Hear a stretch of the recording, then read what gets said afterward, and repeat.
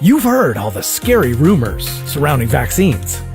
They cause autism, they contain toxins, even that they can give you the disease that they're trying to prevent.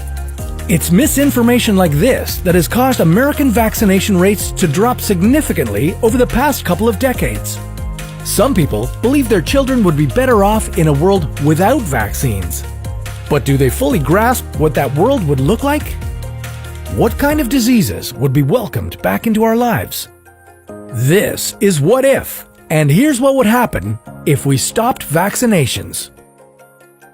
Through the years, vaccines have been successful in reducing the spread of deadly diseases like measles, diphtheria, and rubella to the point where they've nearly disappeared from America.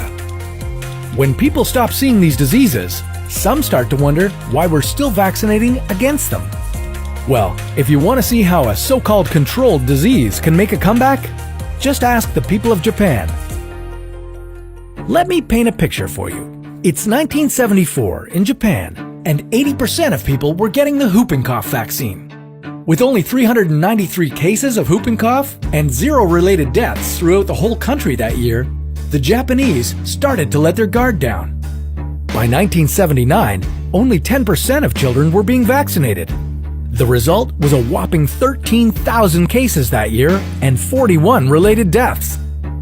Shocked by the whole ordeal, the Japanese quickly turned back to routine vaccination, and the disease numbers dropped once again. People usually see the decision not to vaccinate as a very personal, individual matter, thinking they should have the right to be able to control what goes into their child's body. Sure, we get that. But what a lot of people don't understand is that if everyone made the same individual decision, it would have catastrophic effects and eventually spell far more danger for your child. The fewer people who get vaccinated, the more opportunities a disease has to spread. When you decide not to get vaccinated, you're not only accepting the possibility of contracting a disease yourself, but also the chance of spreading it to others around you and playing a part in an epidemic. There are hundreds of thousands of people who can't get vaccinated due to treatments for cancer or other conditions, and their safety relies on the rest of us being vaccinated. The next time someone tries to convince you that vaccines are too dangerous, just let them consider what our world would look like without vaccines. We'd be transported back to a world we thought we had overcome, where life for children was especially brutal. In America, every year, 48,000 people would be hospitalized with measles, and 500 would die. The chickenpox would cause 10,000 children to be hospitalized, and between 70 and 100 would die.